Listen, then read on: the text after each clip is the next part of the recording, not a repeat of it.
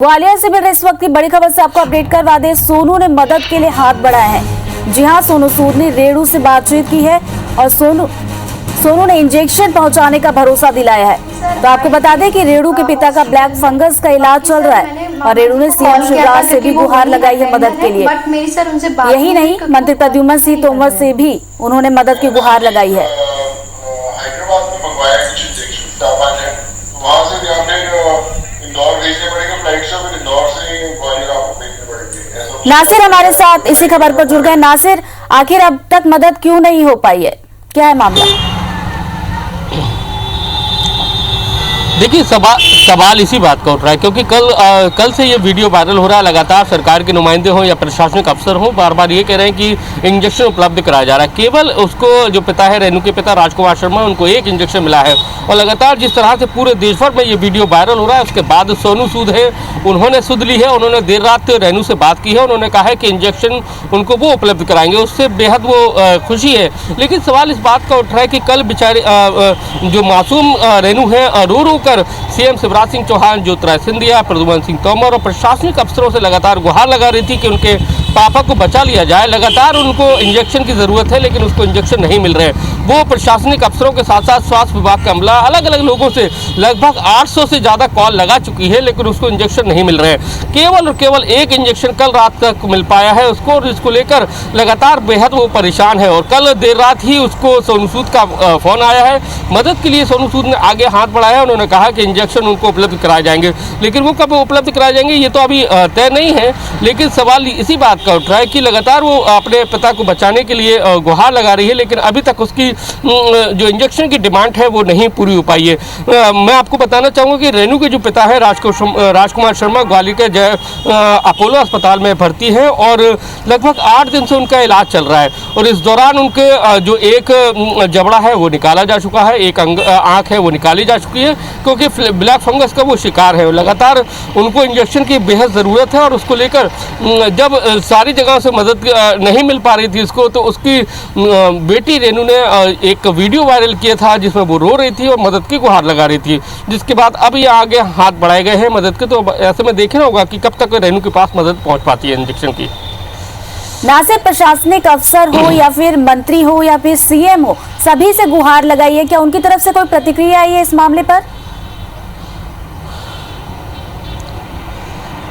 देखिए, जो कोविड प्रभारी है और ऊर्जा मंत्री हैं मध्य प्रदेश के प्रद्युम्न सिंह तोमर, उन्होंने कहा है कि वो हर संभव मदद करेंगे, इंजेक्शन उपलब्ध कराएंगे, लेकिन अभी तक इंजेक्शन उपलब्ध नहीं कराए जा सके हैं उनके द्वारा। ये सबसे बड़ा सवाल है, क्योंकि देखिए, आप कहना एक अलग बात होती है कि इंजेक्शन उपलब्ध कराए जाएंगे, लेकिन कब उपलब्ध कराए जाएंगे ये सबसे बड़ा सवाल है, क्योंकि ज़रूरत उसकी पिता को अभी है और लगातार वो इसको लेकर गुहार लगा रही है। उसके पास तमाम समाज सेवी लोग हैं, जो शहर के बड़े लोग हैं, लगातार कांटेक्ट कर रहे हैं, लेकिन उसको वो इंजेक्शन नहीं उपलब्ध कर पा रहे हैं, क्योंकि इंजेक्शन जो इसका बड़ा क्राइसिस है और सरकार के द्वारा ये सीमित स्टॉक में ग्वालियर में दिए जा रहे हैं और उसको प्रशासनिक अफसरों की निगरानी में, जो स्वास्थ्य विभाग के जो बड़े अफसर हैं उनकी निगरानी में उनको दिया जा रहा है।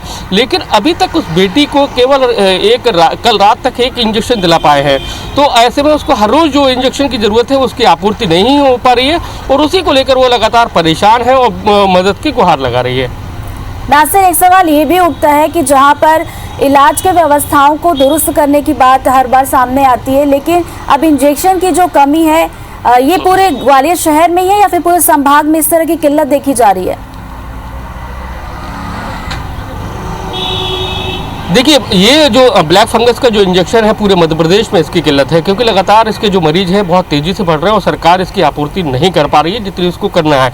हालांकि सरकार के प्रयास जारी हैं कि इस इंजेक्शन की आपूर्ति की जाए, लेकिन इस मामले में ये भी देखने को आ रहा है कि जिस तरह से रेमडेसिविर जो इंजेक्शन था उसकी कालाबाजारी हुई थी, उसी तरह से इसको इंजेक्शन की भारी किल्लत मध्य प्रदेश के साथ साथ पूरे देश के अलग अलग हिस्सों में क्राइसिस हो गई है।